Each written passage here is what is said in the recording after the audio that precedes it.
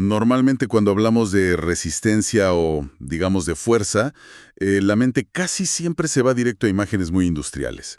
O sea, un puente de acero soportando toneladas de peso o un motor gigante trabajando a toda su capacidad. Pero el mundo natural tiene ejemplos muchísimo más fascinantes y francamente creo que más precisos para entender nuestra propia psicología. Pensemos por ejemplo en los camellos. Uy, sí, los camellos son un caso de estudio increíble. Totalmente. Son animales que poseen una resiliencia que, bueno, rozan lo legendario. Pueden caminar durante semanas enteras llevando cargas pesadísimas bajo un sol aniquilador en el desierto sin probar una sola gota de agua. Mientras que, bueno, cualquier ser humano a su lado colapsaría de sed en, qué sé yo, unas pocas horas. A simple vista parecen literalmente invencibles, pero tienen un talón de Aquiles bastante aterrador. Sí, y es que siguen caminando, o sea, legua tras legua, mostrando una fuerza física que parece inagotable. Lo soportan absolutamente todo, se adaptan a las condiciones más extremas que te puedas imaginar, hasta que un día, y esto es lo fuerte, sin dar absolutamente ninguna señal de advertencia, sin un tropiezo previo, el camello simplemente se desploma.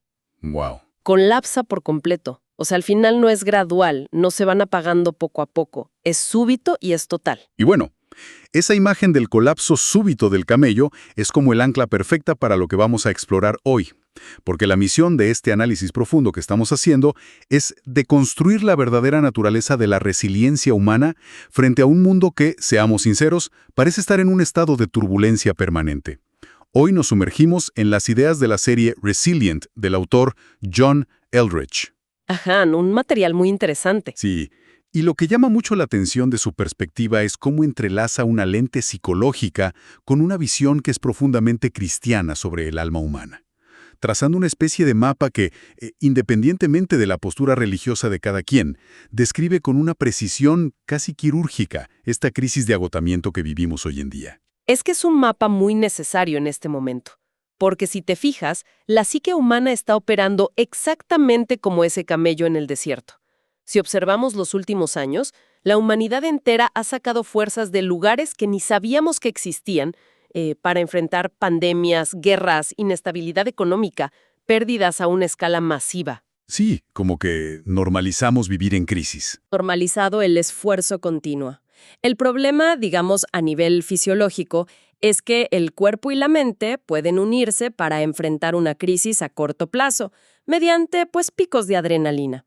Pero tratar de mantener ese estado de alerta perpetuo drena las reservas más profundas del ser humano. Claro. Y si no hay una fuente real de recarga, el riesgo inminente es llegar a ese punto de quiebre donde el sistema nervioso y el espíritu simplemente dicen «hasta aquí llegué» y colapsan. Y el autor, de hecho, le da a todo esto un sentido de urgencia histórico bastante particular.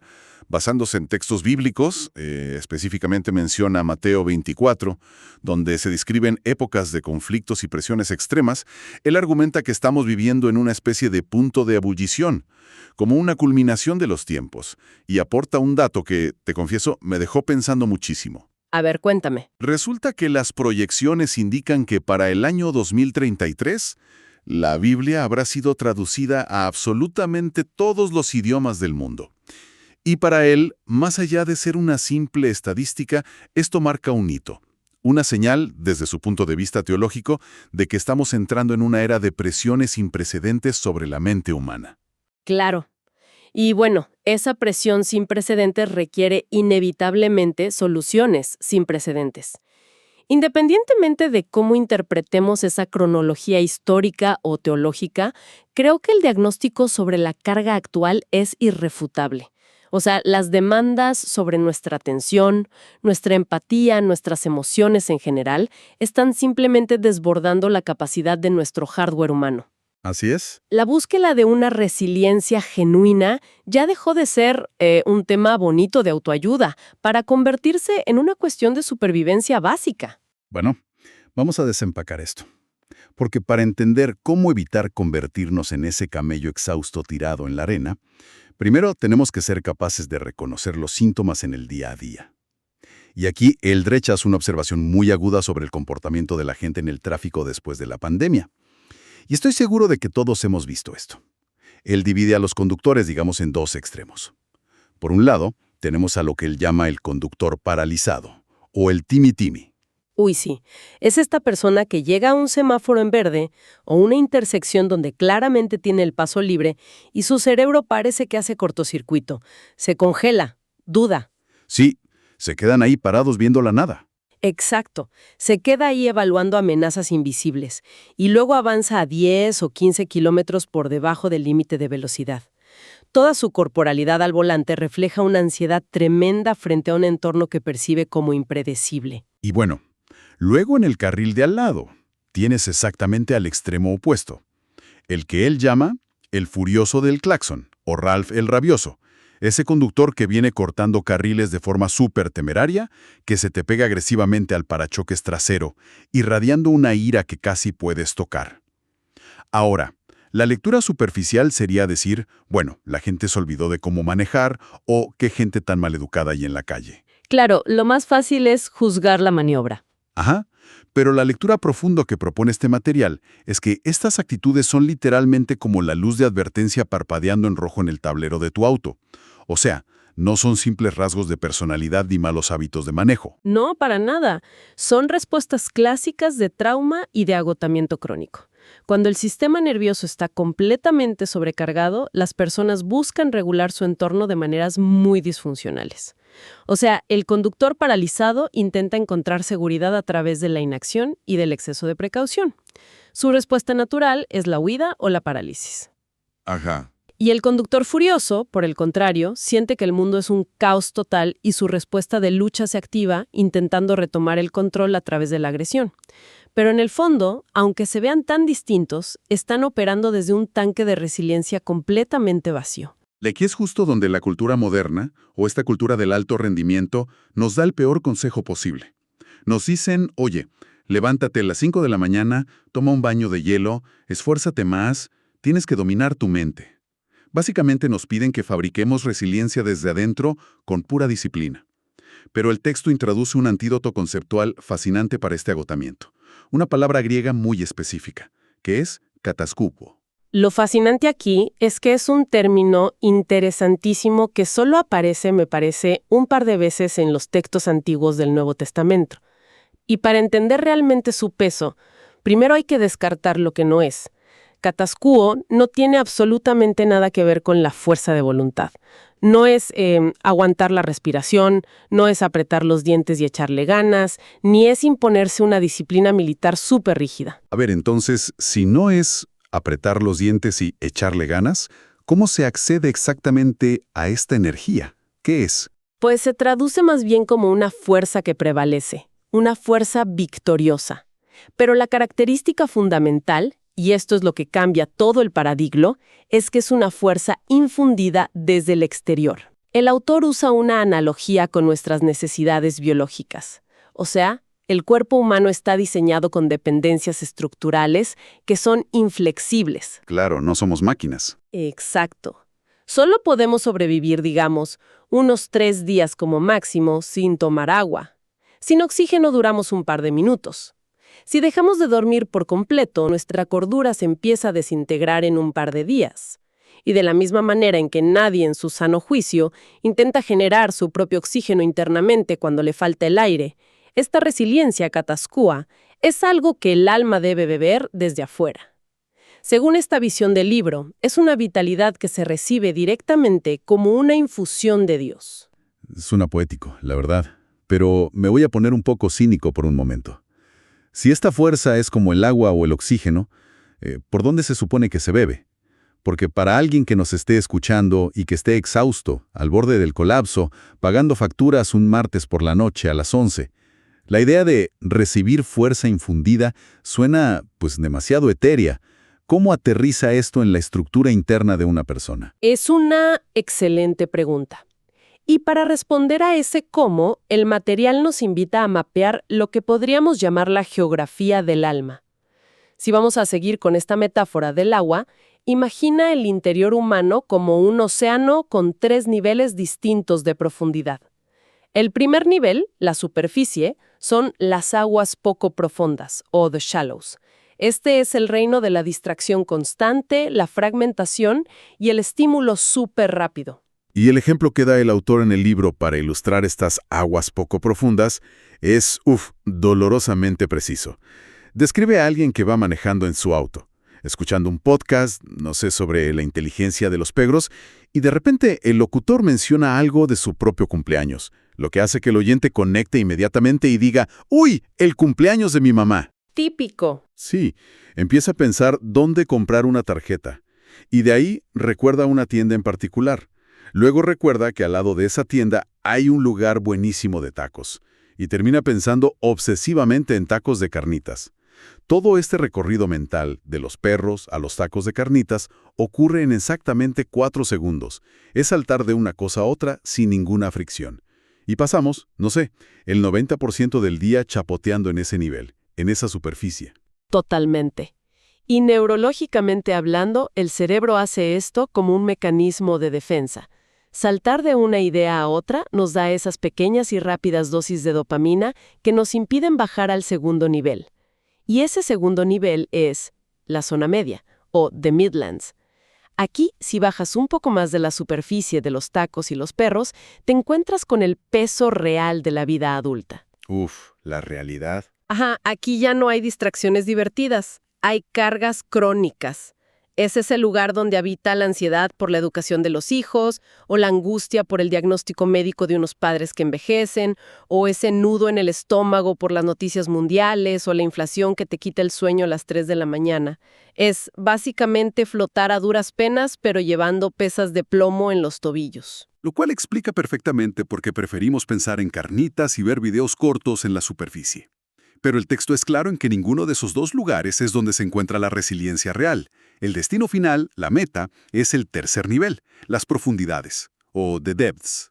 Este es el espacio libre de esas corrientes caóticas, donde residen la esperanza genuina, la alegría, y según el autor, es el lugar exacto donde Dios habita y hace contacto con la psique humana.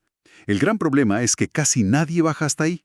Con suerte la gente llega a rozar esas profundidades después de, 4 días de desconexión total en unas largas vacaciones. Sí, es muy difícil llegar. Y el obstáculo para llegar a esas profundidades no es solamente que no tengamos tiempo o que haya mucho ruido externo. Aquí el autor introduce un concepto fascinante, que son los lugares no convertidos, que se resisten activamente a bajar. Áreas de egoísmo profundo, de rabia o esa necesidad absoluta de tener el control de todo. Y para ilustrar esto, él utiliza la historia de Eustace, un personaje de las Crónicas de Narnia, específicamente del libro La travesía del viajero del alba. Eustace es un niño tan consumido por su propio egoísmo y amargura que de manera literal en el cuento se transforma físicamente en un dragón. Claro, es como la representación física, la manifestación de su zona no convertida, de esa fealdad interna. Exactamente. Su interior monstruoso se vuelve visible. Y cuando Aslan, el león, que representa la figura divina en la historia, interviene para curarlo o desdragonarlo, no lo hace con una varita mágica y ya. Tiene que arrancarle dolorosamente las escamas de dragón. Es un proceso súper incómodo. Y aún después de ser curado, Eustace no se vuelve perfecto de inmediato. Sigue teniendo sus recaídas, pero, como dice C.S. Lewis en el libro, la cura había comenzado. Qué buena analogía. Y me parece fascinante conectar esa idea del dragón con nuestra cultura actual, esta cultura de la comodidad absoluta en la que vivimos. O sea, tenemos el banco en el teléfono, hacemos las compras del supermercado a domicilio para no salir, evitamos hacer fila para todo. El mundo moderno nos entrena sistemáticamente para buscar anestesia rápida, buscar el alivio inmediato en las aguas poco profundas. Y cuando sentimos esa incomodidad interna, ese peso de las escamas de dragón, en lugar de buscar una transformación real y profunda, preferimos abrir una red social y adormecernos. Y esa anestesia constante que buscamos es justamente lo que bloquea el flujo de esa fuerza Catascu de la que hablábamos. Porque si logramos atravesar esa incomodidad que da miedo y llegar a las profundidades, lo que encontramos no es un vacío relajante. Aquí el autor hace un cambio de geografía brutal usando la evolución de la arquitectura sagrada en la Biblia. A ver, ¿cómo es eso? En el Antiguo Testamento, la presencia divina, esa fuerza inagotable, residía en estructuras físicas masivas y externas. Primero habitaba en el tabernáculo móvil en el desierto, Y luego, en el imponente templo de piedra que construyó Salomón, era un lugar al que tenías que peregrinar físicamente. Pero el texto señala un cambio radical en el Nuevo Testamento. El templo de piedra queda obsoleto y el corazón humano se convierte en el nuevo templo. Aquí es donde se pone realmente interesante. Porque usando, no sé, una analogía tecnológica, es como pasar de depender de una supercomputadora gigante en los años 70 que ocupaba todo un edificio, a tener toda la potencia infinita de la nube directamente integrada en ti. Y el texto define la gloria que llena este nuevo templo interior, no como un concepto religioso aburrido o estático. Al contrario, la compara con la fuerza de un océano abierto, con tormentas eléctricas. Menciona el milagro de las bodas de Caná, donde se transforman más de 600 litros de agua en el vino más exquisito simplemente para revivir una fiesta. Es una energía vibrante, hasta el punto de compararla con el poder mismo de la resurrección. Totalmente. Pero, claro, si albergamos un potencial energético tan grande dentro de nuestro propio templo, la lógica nos dice que debe haber una fuerza contraria, una amenaza depredadora que intenta vaciar ese corazón. Y para ilustrar ese peligro de la desolación, el autor trae a colación una de las advertencias más oscuras de la Biblia, la historia de la esposa de Lot y la ciudad de Sodoma. Una historia fortísima, cierto. Era una mega ciudad fortificada. Tenía muros de 15 metros de alto, 1.500 sitios rituales, era un centro de poder. Pero estaba cimentada sobre una oscuridad moral absoluta. Cuando la ciudad es destruida por un fuego tan intenso que los arqueólogos dicen que derritió la cerámica como si fuera vidrio, la familia de Lot huye. La instrucción divina es clara: no miren atrás. Pero la esposa de Lot voltea y se convierte en una estatua de sal. Y el por qué voltea es la clave de todo, ¿no? Exacto. Si conectamos esto con el panorama general, el análisis psicológico es fascinante. Ella no miró hacia atrás por simple curiosidad de ver el fuego. El autor argumenta que volteó porque tenía una lealtad dividida. Había desarrollado un verdadero vínculo de trauma con esa ciudad, con ese mundo.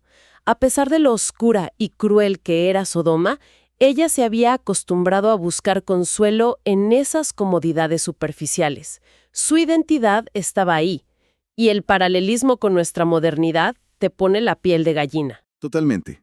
Porque hoy vivimos inmersos en un sistema global que, seamos honestos, tiene niveles de oscuridad abrumadores. Las noticias nos bombardean todos los días. El texto mismo menciona cosas terribles como el tráfico infantil y la esclavitud moderna que siguen ocurriendo hoy. Vivimos en una especie de Sodoma moderna. Y sin embargo, nos aferramos a este mundo porque, bueno, también nos provee el celular de última generación, el streaming infinito, la comida en la puerta de la casa. Desarrollamos este vínculo de trauma con la misma cultura que nos está exprimiendo hasta dejarnos como el camello del principio. Exactamente. Ese es el gran peligro. Encontrar nuestro consuelo en el mismo sistema que nos drena la vida. Entonces, sabiendo que hay una batalla constante por nuestra atención entre este mundo y las profundidades, la pregunta es ¿cómo se aterriza esto? ¿Cuál es la estrategia táctica para alguien que vive inmerso en la modernidad, con un trabajo, responsabilidades y el celular sonando todo el día? Claro, el plan de acción. Y aquí las fuentes nos presentan una táctica muy concreta, partiendo de otra parábola, la de las 10 damas de honor en el Evangelio de Mateo. En la historia, 5 de ellas fueron prudentes y llevaron reservas de aceite extra para sus lámparas, previniendo una larga espera.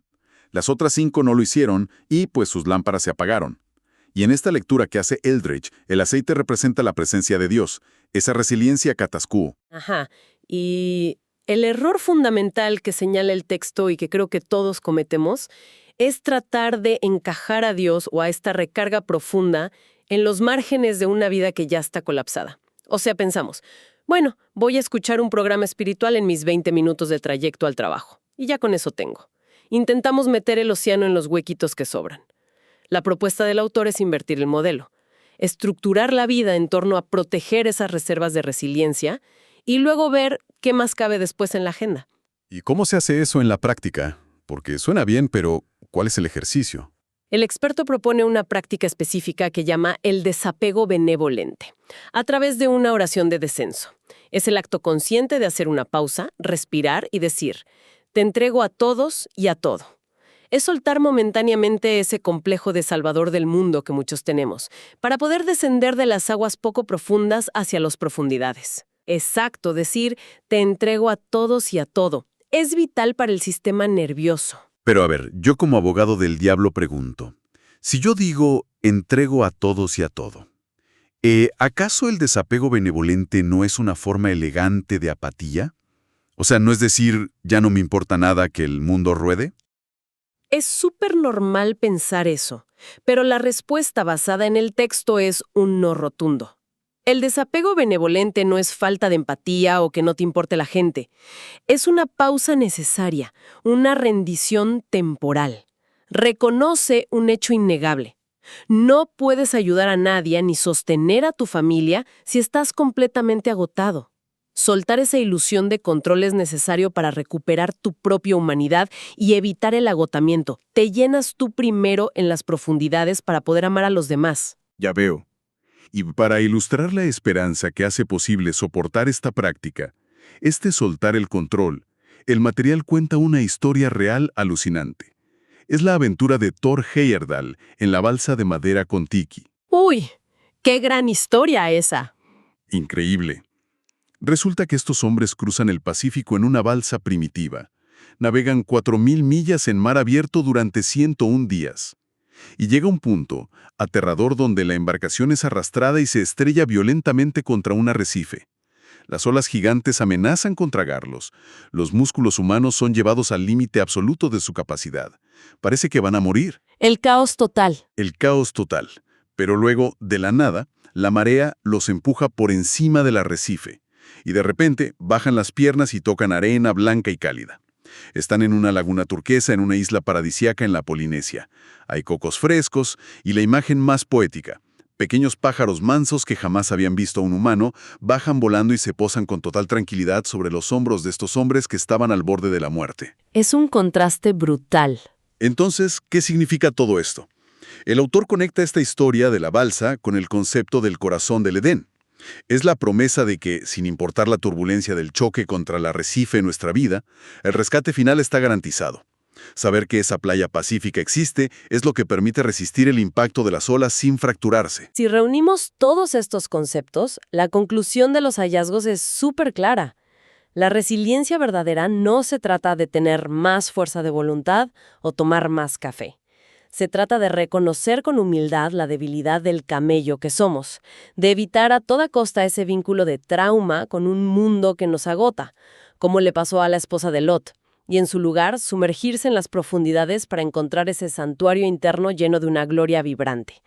Y bueno, esto plantea una pregunta importante para cerrar. Así es. Y me gustaría dejar a quienes nos escuchan con un pensamiento final. Algo para reflexionar, que amplíe un poco esto. Pensemos por un momento. La cultura moderna invierte miles de millones de dólares en aplicaciones y tecnologías diseñadas exclusivamente para mantenernos rebotando en las aguas poco profundas. Notificaciones, distracciones, comodidades instantáneas. Todo está diseñado para que no bajemos. Entonces, ¿es posible que el acto más radical de rebelión y de supervivencia en pleno siglo XXI sea simplemente apagar el teléfono, sentarse en completo silencio y reclamar el derecho a explorar nuestras propias profundidades? Se los dejamos de tarea. Piensen cuál es su plan de resiliencia personal antes de que llegue la próxima tormenta.